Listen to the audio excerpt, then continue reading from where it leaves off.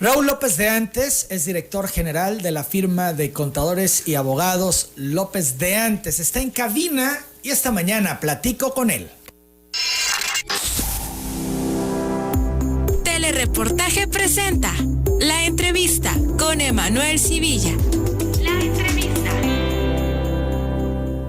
Raúl, me da muchísimo gusto recibirte en cabina. Muy buenos días. Al contrario, es un honor para mí y un privilegio, como siempre. Cada vez que tú me invitas, aquí estoy contigo y con todo tu amplio auditorio. Gracias, Raúl. Temas importantes los de esta mañana.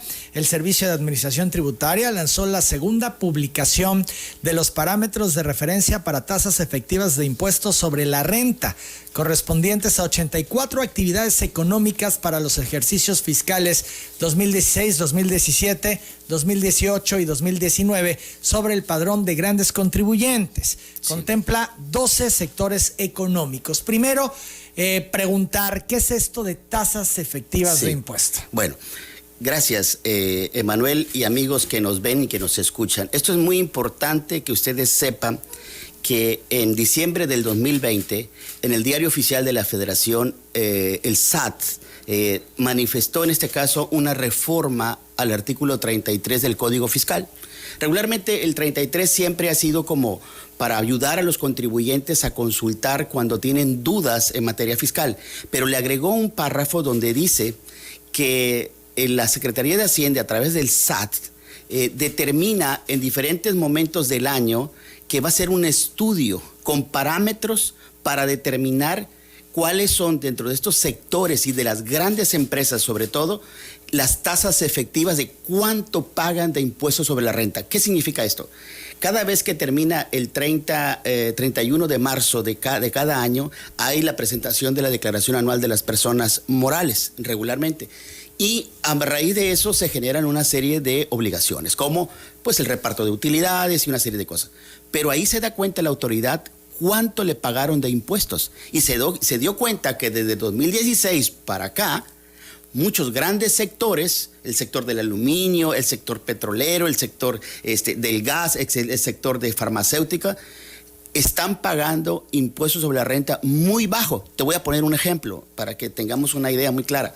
Cuando un trabajador que nos está escuchando y viendo le van a dar su quincena, inmediatamente antes de que le den su quincena, le descuentan el impuesto sobre la renta. La tasa de impuesto sobre la renta es del 30% hacia adelante, pero es mínima la del 30% y se rigen unas tablas. Entonces, la gente común y corriente como nosotros pagamos una tasa del 30%, las pequeñas empresas.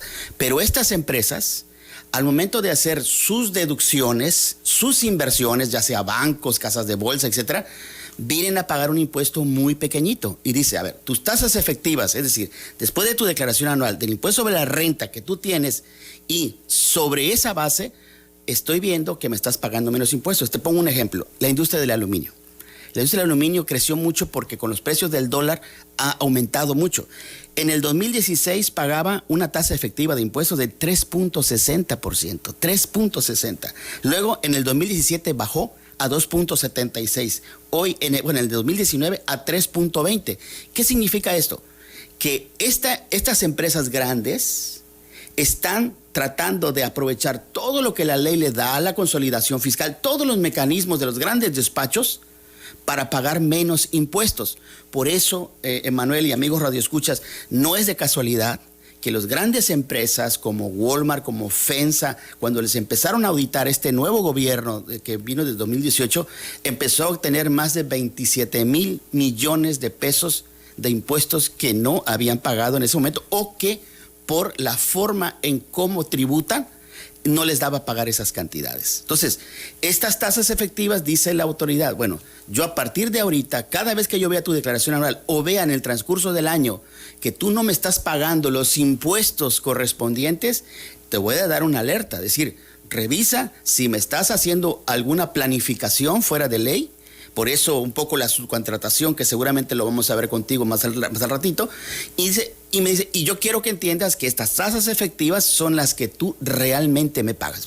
Un banco Un banco tiene una tasa efectiva del 4.6%. O sea, imagínate. Por eso tienen las grandes utilidades, claro, ¿no? esas que reportan. Por eso los bancos que más reciben ingresos por todas las transacciones que les cobran a los cuentavientes es México. Por eso es un gran paraíso. Hay bancos españoles en México y el principal lugar donde les va mejor es México. Es México. No pagan los usuarios. Y además no pagan los impuestos igual que nosotros, porque ellos no pagan cada mes ni cada año, o sea, van difiriéndole los impuestos en ese sentido a estas grandes empresas, las casas de bolsa, las aseguradoras, por ejemplo, también. Es decir, toda esta serie de puntos, por decirte un ejemplo, las aseguradoras están pagando en el 2019 una tasa efectiva de solo el 5.58%.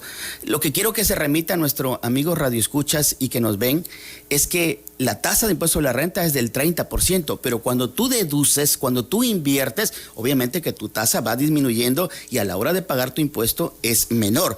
Pero dice el SAT, bueno, sí, pero te quiero ver que en realidad estás bajando tu pago de impuestos. La banca comercial que estamos hablando paga 5.3% en el 2019. Entonces, con estos parámetros, Emanuel y amigos radioescuchas, lo que le está diciendo la autoridad a las empresas, estas grandes consorcios, estas grandes empresas, dice, a partir de ahorita voy a medir tu tasa efectiva, lo que realmente me pagas, y voy a ver si realmente tú necesitas un acto de fiscalización y revisar para que realmente revises tu sistema y me pagues lo que debe de ser. ¿Es un aviso de no me engañes? Así es un aviso de no me engañes, porque además algo muy importante, ya se dio cuenta que de los 3.3 billones de pesos que recibe en recaudación fiscal el SAT, prácticamente casi el 61% son de este tipo de empresas. Y acordémonos que el presupuesto solo para 2021 son de 6.2 billones de pesos. Es decir, la mitad de eso que se va a gastar el gobierno viene de los impuestos. Y si estos grupos les dejan de pagar esas cantidades, pues entonces no le va a alcanzar al gobierno en ese sentido. Y viene también el tema del presupuesto 2022. Sí, es un tema... Perdón, no es casual que surja este tema ahora, cuando está por iniciarse la discusión del presupuesto 2022. Totalmente. Tiene una dirección, tiene un nombre específico, y es que a partir del 1 de septiembre, Emanuel y amigos radioescuchas, en realidad comenzará ya la propuesta del gobierno en qué se va a gastar en el 2022, pero sobre todo, cuánto dinero va a obtener de la recaudación para poder gastarlo en sus proyectos y programas prioritarios. Por eso es que le están diciendo... Te lo digo a ti, puerta, para que lo escuches tu ventana, a estos grandes grupos. En realidad, Emanuel, la forma en cómo estos grupos han aumentado su pago de impuestos es impresionante. Te voy a poner un ejemplo. De cada 10 pesos que se recauda por parte de la federación, 7 corresponden a estos grandes contribuyentes. Imagínate tú lo importante. Ahora, ¿cuánto representan de los 81 millones de contribuyentes que hay en el país? Este grupo representa solo el 1.4% de empresas. O sea, es nada, es poquito, pero concentran una gran cantidad de poder. El impacto, que tienen en el presupuesto, en el tema del impuesto. Son las 8 de la mañana, 32 minutos. ¿Por qué antes no pagaban y ahora sí? Bueno. Era complicidad con las autoridades, se hacían de la vista gorda, el SAT solo le pegaba a la clase media y a los trabajadores. Esto es, vamos a sangrar a los que siempre son los que han dado la cara, y a los grandes empresarios o a las grandes empresas que tienen grandes utilidades, pues vamos a hacer como que no vemos. ¿Así fue? Así fue. Quizás muchos no estarán de acuerdo, pero la realidad es que yo lo veo desde los ojos, desde que yo fui administrador del SAT en varios estados de la República, en Tabasco, Veracruz y Campeche, y la realidad es la siguiente.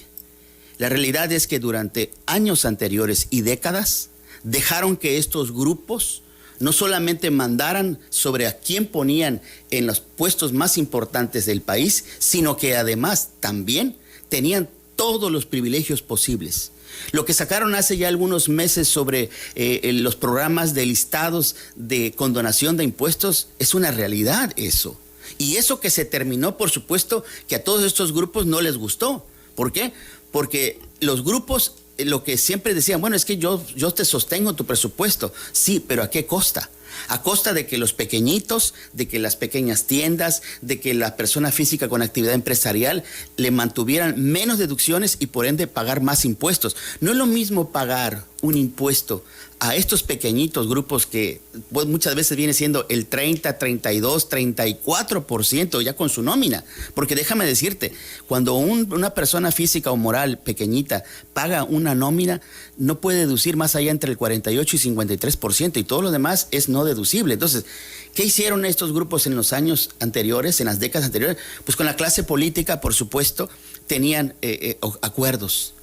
Tan es así que muchos de estos grupos en la clase política fueron después asesores dentro de estas grandes corporaciones nacionales e internacionales. Esa es la realidad. Ahora, a nadie le gusta pagar impuestos en este país, por supuesto, pero lo que sí creo que era muy importante es saber que todos somos mexicanos, debemos ser todos mexicanos de primera. Es decir, ¿por qué a estos grupos le van a dar más posibilidades? Por ejemplo, el proceso de la consolidación fiscal. Es decir, no me pagues tus impuestos ahorita, págamelo dentro de 3 o 5 años. Esos privilegios de estos grupos, por supuesto que le daban mucha oportunidad para invertir. A ti como pequeño te dan un mes para poder hacerlo en ese sentido. Entonces yo creo que estas tasas efectivas le están diciendo a estos grupos, se acabó la fiesta. Se acabó la fiesta y esta decisión de la autoridad, ¿tú la ves correcta? Sí, yo la veo correcta. ¿En qué sentido? La realidad es que México, no nos comparemos a nivel mundial, pero a nivel de América Latina, Guatemala, Perú, Chile, tienen una mayor tasa de recaudación que México realmente. Es decir, en México hay grandes empresas, grandes conglomerados de comerciales, hay un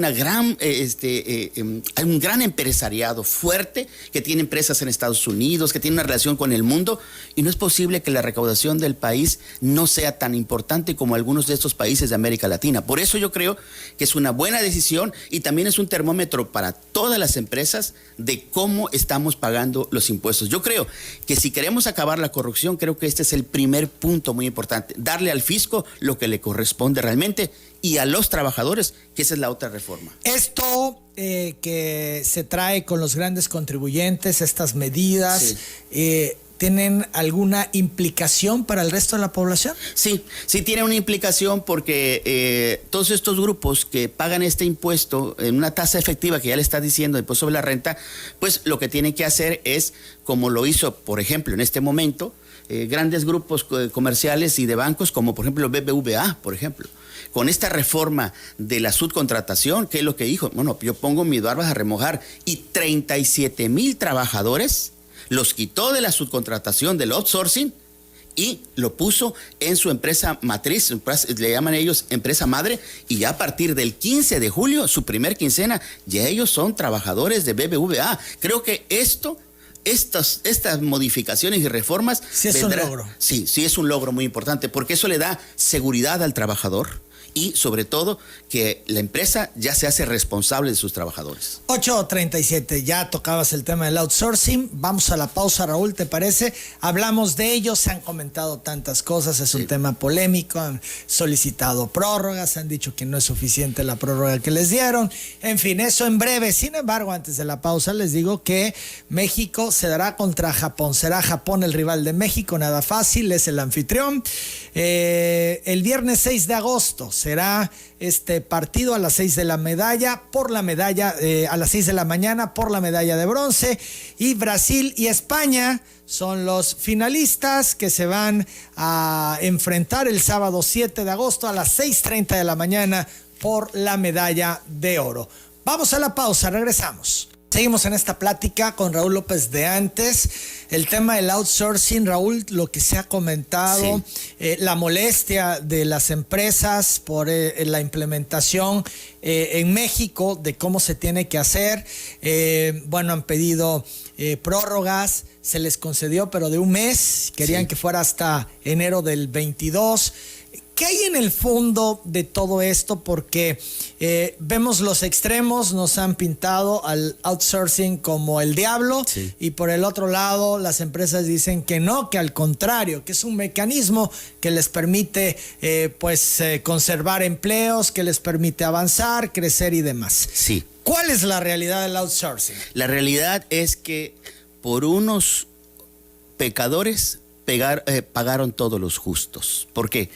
Porque cuando se comenzó el outsourcing hace ya algunos años, Emanuel, me tocó ver esto en la zona sur del país, comenzó muy mal, porque primero contrataron a los trabajadores. Déjenme decirles, amigos radioescuchas y quienes nos ven, todo el fondo del asunto es que una nómina, que es lo que más le interesa al empresario, al patrón, no la puede deducir al 100% bajo la ley mexicana. No se puede.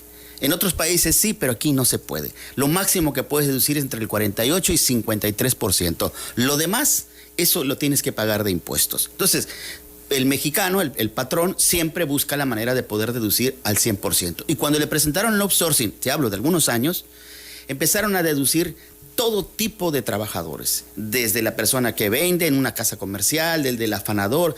Todas las personas entraron. Es más, entraron hasta los directores, los gerentes, todo absolutamente. Cuando en realidad el outsourcing se trata solo de trabajo especializado. Es decir, que nadie más lo puede hacer, que está ahí en la empresa y tienes que subcontratar a un tercero. Ahora, ¿qué pasó con esto, Emanuel? Fue la venta de facturas. Ese fue el verdadero problema. Esto se abusó. Se abusó. Y se pasaron las empresas. Se pasaron, pero grandemente. Tan es así que las empresas que hicieron todo esto se ampararon en amparos en materia de IVA para no pagar y diferir los pagos. Otra, le presentaban primero empresas como eran sociedades cooperativas. Cuando se satanizaron estas empresas, empezaron a hacer sociedades mercantiles, pero atrás de ellas había toda una planeación de sociedades cooperativas, sociedades en comandita por acciones. Es decir, engañaron al fisco y el fisco lo sabía. ¿Por qué? Lo sabía porque también el gobierno contrataba ese tipo de empresas. Entonces, esto ya no había un límite. Tanto gobierno como los empresarios empezaron a abusar de estos límites del outsourcing. Ahora, ¿qué pasó cuando empezaron a venirse las primeras modificaciones a la ley? Vino el insourcing. ¿Qué significa esto? Bueno, yo no estoy seguro de contratar a un tercero con estos trabajadores porque no sé si va a pagar el impuesto sobre la renta, va a pagar el IMSS, el Infonavit. Entonces yo hago con mis propias compañías una compañía insourcing, es decir, una que específicamente me administre a mis trabajadores. Pero también empezaron a ocurrir que pagaban menos impuestos. Por ejemplo, el Seguro Social ya no recibía las prestaciones que le da de pago de la Seguridad Social. El Infonavit bajó también. Y obviamente el impuesto sobre la renta empezó a decaer realmente. Todo el mundo quería evadir sus responsabilidades. Todo el mundo quería evadir. Esa es una realidad.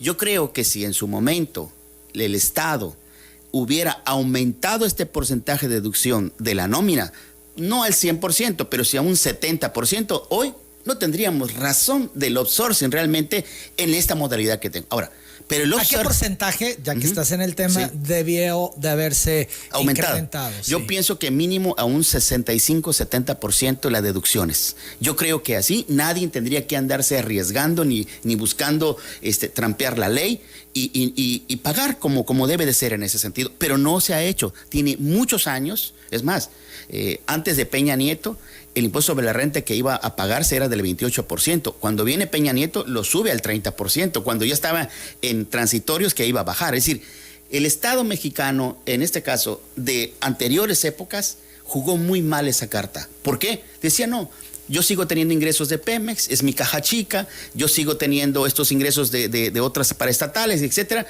y el petróleo. Pero cuando el petróleo dejó de ser una fuente de ingresos, ya vemos las remesas son más grandes que toda la inversión extranjera y que toda la exportación del barril de petróleo. Fíjate, tengo aquí un dato de las remesas.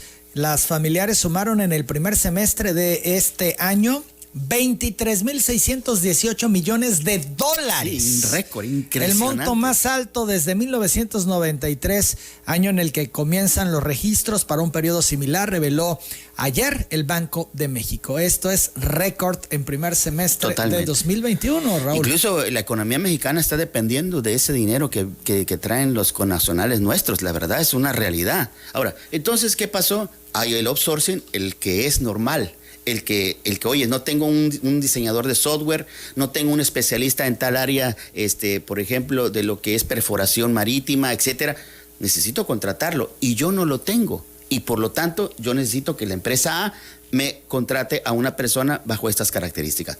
Eso existe en todas partes del mundo y ese es el verdadero outsourcing. Ahora, el problema es que por unos pocos que hicieron esto, las verdaderas empresas que necesitan el outsourcing están padeciendo. Ahora, hay 90 días que ya pasaron, Emanuel. Y de esto ya te di el ejemplo de uno de los más grandes, que es el Banco BBVA, que ya migró todos sus trabajadores. Y como él, muchos otros. Como lo hacen en cualquier país cuando llegan. Como lo hacen en cualquier país, realmente, que tienen a su nómina. Ahora, también hubo otra cosa muy importante que creo que el gobierno dijo, ya no puede pasar esto. Cuando contratabas a un trabajador, y seguro que los que me están escuchando aquí en Tabasco o en hasta Ciudad del Carmen no me dejarán mentir, les pagaban una cantidad muy pequeña en el seguro social y muchas veces los dejaban sin seguridad social y sin Infonavit. Es más, Emanuel, muchos no le reconocían ni la propia antigüedad realmente. Entonces, se abusó desde el punto de vista de recaudación de impuestos, seguro social, Infonavit, pero también se abusó mucho del trabajador. Por eso... Derechos de los trabajadores aplastados por mucho tiempo. Completamente. Mira, me ha tocado atender a mucha gente en mi firma, en mi despacho, gente que dice, licenciado, yo no sé por qué no me quieren dar mi jubilación en Seguro Social si yo trabajé tantos años con esta compañía. Y le digo, ¿y qué compañía? No, pues era una compañía que le daba una outsourcing. Y cuando vengo a ver, resulta que nunca los pusieron en el Seguro Social. Y entonces gente que le faltaban 4 o 5 años para poder tener esa jubilación, ya no la tiene. Soy a profesional perdida. Perdida completamente. Esa es la realidad. Ahora, ya pasaron 90 días, les dan 30 días más. Es verdad que el sistema, la plataforma para inscribirlo en la Secretaría del Trabajo ha tenido problemas desde el principio. Eso es clásico lo que pasa. Ahora, yo lo que creo aquí, Emanuel, es que hay 70,000 empresas que se dedican a la terciarización, es decir, al outsourcing. De esas ya 25,500 ya están inscritas. Ahora, ¿dónde está el cuello de botella por la que muchas no pasan el filtro ese? Esa es la realidad, porque se me han acercado muchas a mi firma y hemos ayudado a algunas de ellas. Es que cuando le piden sus declaraciones anuales y sobre todo el 32 de sus obligaciones fiscales, ahí está el asunto. Muchas de ellas tienen antecedentes de no pago de impuestos, de multas y de todos los demás. Entonces, ¿qué pasa? Muchas lo que están haciendo es crear nuevas empresas para darles de alta, pero aquí viene un punto muy importante. Cuando tú creas una empresa nueva, te afecta a ti como trabajador porque estás exenta de pagar el reparto de utilidades cuando eres empresa de nueva creación, por ejemplo. Por eso es que viene concatenado esta reforma de la subcontratación con la de la PTU, que es de la base gravable, es decir, de lo que tiene la empresa al final, de lo que salió menos deducciones y todo a pagar de impuestos, el 10% es el reparto de utilidades. Entonces dice la ley ahora, bueno, porque fue una de las 8 leyes que modificaron, la ley del trabajo también, pues sobre renta, etcétera, etcétera. Dice, cuando lo que te den de PTU equivalga a 3 meses de tu salario, hasta ahí te vas a quedar. Como diciéndole a las empresas, te voy a vigilar que le hagas el reparto de utilidades correctamente. Porque ese es otro problema. Esto también es, no me sigas engañando. No me sigas engañando. Esa es la realidad, Emanuel. Ahora, yo creo que 120 días es tiempo suficiente para que las empresas de outsourcing, en ese caso de tercerización, puedan inscribirse. Ahora, yo creo que sería bueno también que no le pongan una fecha límite la autoridad. Es decir, le puso ya fecha 1 de septiembre. No, que dejen como el SAT. Es decir, yo quiero hacer una empresa, yo quiero dar de alta a unos trabajadores, quiero trabajar. Bueno, yo en cualquier momento del año lo puedo hacer. Si reúnes los requisitos, bueno, pasa. Si no reúnes, la primera pregunta para los que nos escuchan, si la rechazaron, no hay problema, lo puede volver otra vez a solicitar. Ahora, aquí viene la otra parte. ¿Puede en cualquier momento cancelar ese registro y la Secretaría del Trabajo y Previsión Social? Sí, Emanuel. ¿Cómo? Bueno, a partir de ahorita, todas esas empresas van a ser vigiladas. Te voy a poner un solo ejemplo. La Unidad de Inteligencia Financiera ya las catalogó a estas empresas, a estas outsourcing, a esta tercerización, como actividad vulnerable. ¿Qué significa eso? Que tienen que dar avisos de cómo van. Por ejemplo, tú eres una distribuidora de autos, tú vendes un vehículo, y pagaste, te pagó en efectivo o una parte y te compró de una sola exhibición el vehículo, tú tienes que dar el aviso. Tú vendes joyas o relojes de marca, tú tienes que dar aviso. Es decir, hay una serie ya que mucha gente no lo sabe, que no está dando avisos y son avisos muy penados, es decir, económicamente multas muy grandes. Para ellos, si no dan esos avisos, pueden tener multas entre 20,000 a 50,000 unidades de medida, UMAS en realidad. Es decir, aquí van a quedarse de los 70,000, yo calculo entre 38,000 a 40,000 empresas que son verdaderas outsourcing. Esas son las que van a quedar realmente. Entonces, yo creo que ahí van a eliminar a muchas que hacían como que hacían outsourcing, pero su negocio era otro. Mira, para nadie es desconocido que incluso a veces en ciertos sitios cercanos a la autoridad estaban estas empresas en ese sentido. Yo creo que lo que les está costando a muchas de estas empresas es regularizar las cosas como debe de ser. Estaban tan enredados, sí, que no van a poder. No. Entonces, esta medida que hace la autoridad es, digamos que una depuración. Sí, está depurando. Sí. Para que las que queden sean las que van a hacer las cosas bien. Así es. Ahora, también, a veces también la autoridad está exagerando en algunas cosas. En decir, ¿qué cosa debe de ser la especialización? Es decir, ¿qué cosas deben de ser prestaciones de servicios especializados? Creo que ahí sí se exageró un poquito porque está dejando ciertos sectores un poquito desprovistos. A ver, vamos a hablar de ello. No desaparece el outsourcing como tal. No. Sino se le ponen candados, sí, con esto que nos dices. Así es, exactamente. Y dices, exagera en el tema de definir las especializaciones. Así es. Danos ejemplos. Por ejemplo, alguien que tiene una empresa que se dedica a hacer diseños de publicidad o de cualquier otra cosa, necesita un ingeniero de software. Pero si tu objeto social, quien te hizo tu objeto social, el que te va a prestar el servicio de esta empresa que tú vas a requerir, hace lo mismo, hace el servicio del mismo objeto que tú tienes, no se puede dar en ese sentido. Es decir, hasta eso tienen que cuidar hoy las empresas que contratan ese tipo de servicios, que su objeto social no choque con el servicio que va a pedir, porque significa que es algo que nadie puede hacer en la empresa, sino que debe ser alguien externo que lo debe de tener en ese sentido. Por ejemplo, de los 4.7 millones de trabajadores que están en subcontratación actualmente, solamente 2.4 millones ya regresaron, en este caso, a través de las empresas que son reales, que son sus trabajadores, o con las empresas subcontratadas que ya tienen el permiso por parte de la Secretaría del Trabajo y Previsión Social. Hay 2.2 millones que están en el limbo, que no están ni en un outsourcing, ni tampoco están en la empresa que verdaderamente les paga. Entonces, esta reforma en un mes, obviamente que no va a dar para todo eso. Por eso yo creo que lo más sano sería que alargaran todo el proceso, todo lo que resta del 2021, para que puedan inscribirse. Y aquí viene algo muy importante, Emanuel. Tienen que ir físicamente a donde está la empresa. Ese es el error más grande. Cuando tú te inscribes en el SAT, lo puedes hacer en línea, perfecto. Pero nunca va a ver si tú realmente existes físicamente. Yo creo que aquí en este caso tienen que hacer la inspección física y yo creo que ahí te va a dar muchas luces, si entras o no entras, ver tus archivos y todo lo demás. Tú dices esto de los plazos y la autoridad no estará pensando, pues al mexicano le gusta la prórroga y hacer las cosas de última hora, se esperan hasta el final. Si les concede todo el resto del 2021... van a llegar a diciembre a decir que danos chance en el primer trimestre y así van a hacer. Por eso no será una posición tajante de la autoridad. Aplícate, si te interesa y quieres estar en orden, trabaja en ello. Tú acabas de decir algo muy importante. Siempre el gobierno, cuando se trata de materia fiscal y algunas otras materias laborales, siempre hay prórrogas. Y el mexicano está acostumbradísimo. Les encanta en todo. No. En todo les encanta la prórroga. Es más, yo te puedo decir, el 31 de marzo de cada año, a las 7, 8 de la noche, están todos los contribuyentes queriendo presentar la declaración anual y se satura el portal. Ejemplo, lo que pasó este año inédito, de que en vez de cortar el 30 de abril para las personas físicas, dio todavía más oportunidad en ese sentido y obviamente no hubo ningún problema en esa parte. Igual con la declaración patrimonial de este año, ya se corrió hasta el 31 de diciembre. Es decir, al mexicano le encantan las prórrogas, pero el gobierno es tajante, ¿sabes por qué? Porque se trata de la protección de los derechos de los trabajadores.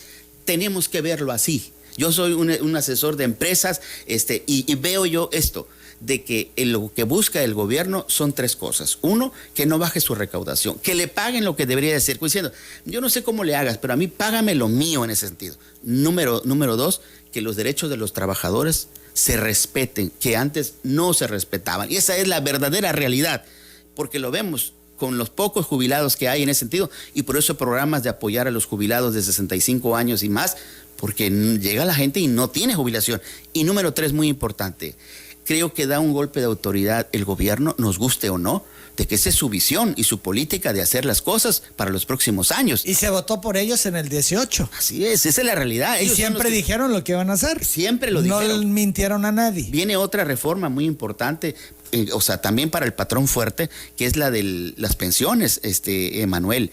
Dentro de pocos años, 2024, en vez de pagar el 6.5 que te da como aportación a tu SAR, el patrón, ahora va a ser del 15%. Es decir, se incrementa significativamente. A más del doble. Claro. Ahora, yo lo que creo que donde los legisladores y los patrones y las empresas deben de trabajar, más que solicitar prórrogas para este tipo de subcontrataciones ya que se van a quedar los que van a hacer, no, Emanuel, que trabajen las deducciones. Es decir, que le aumenten las deducciones de lo real que gastan.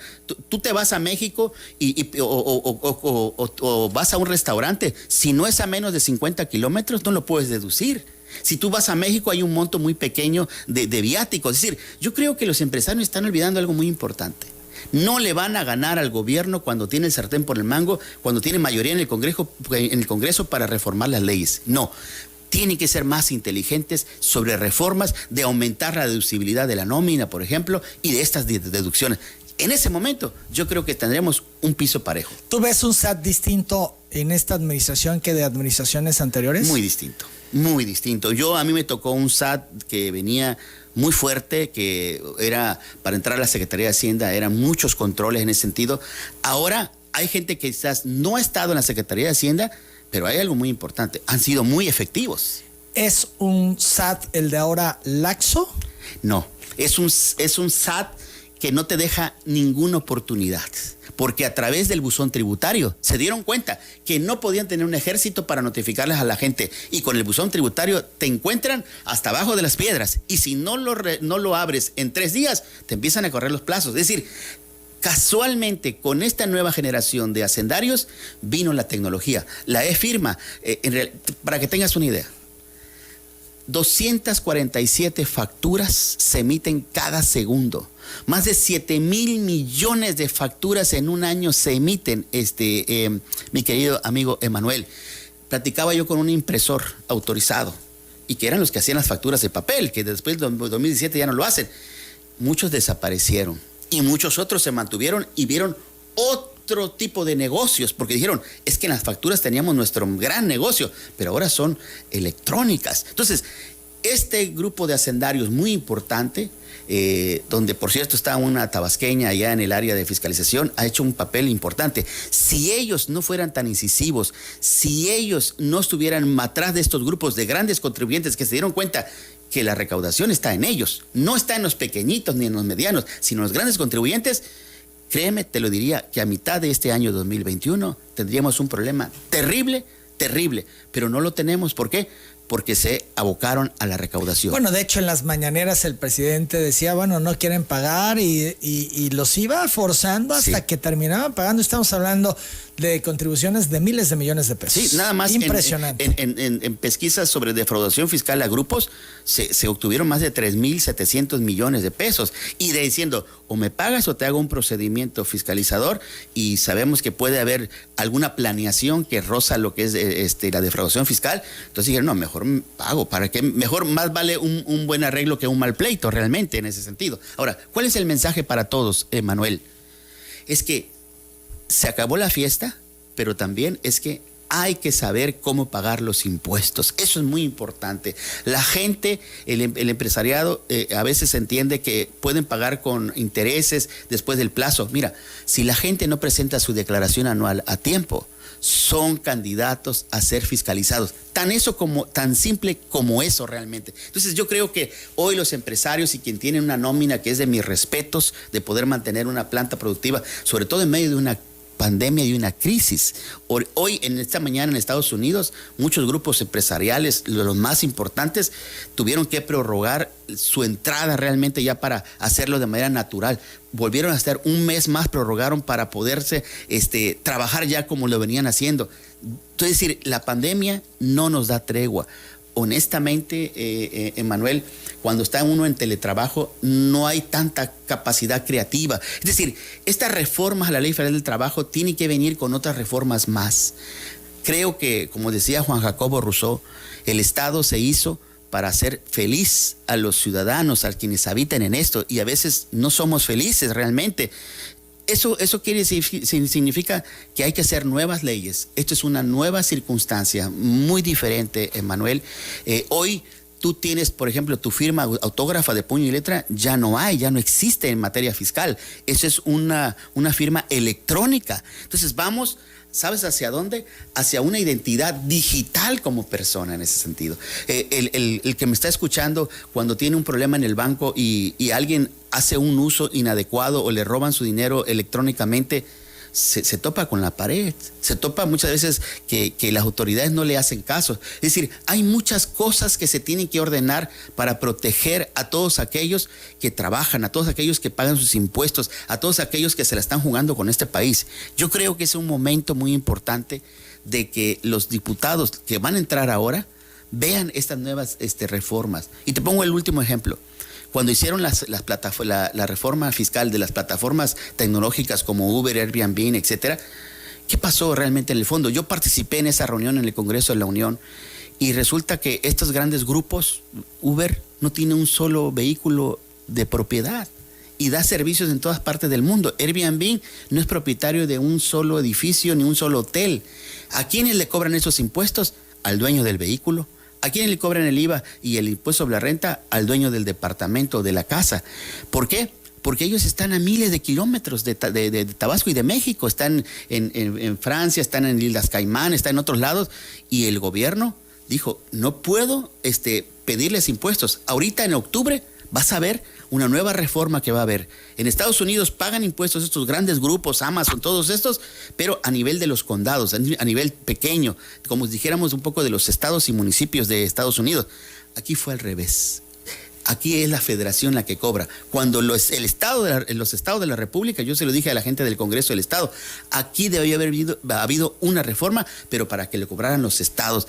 Las arcas públicas de los municipios no tienen dinero suficiente, tienen más trabajadores y menos recursos. Es decir, estamos en un parteaguas en este 2021, en este momento con esta pandemia, de cuál va a ser el futuro inmediato de México. Y para eso se necesitan hombres y mujeres que apuesten a todo eso. Se tenían que hacer tantos ajustes, Raúl López de antes, que bueno, se tenía que empezar por lo elemental y entiendo así que lo han priorizado de esa manera.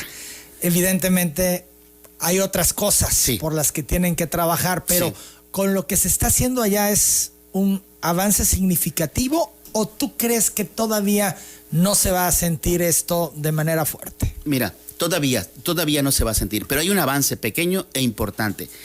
En promedio de lo que le pagan a un trabajador, son alrededor de 472.5 pesos diarios. Ya aumentó, ahorita le pagan 529 pesos diarios. Es decir, ya hay un pequeño avance. Y otra, la reforma esta que si entra en vigor el 1 de septiembre, no lo sé, espero que sí, es que la PTU, el reparto de utilidades que se va a pagar del 2021 en 2022, va a ser mejor para los trabajadores. Pero yo lo que te quiero decir es algo muy importante.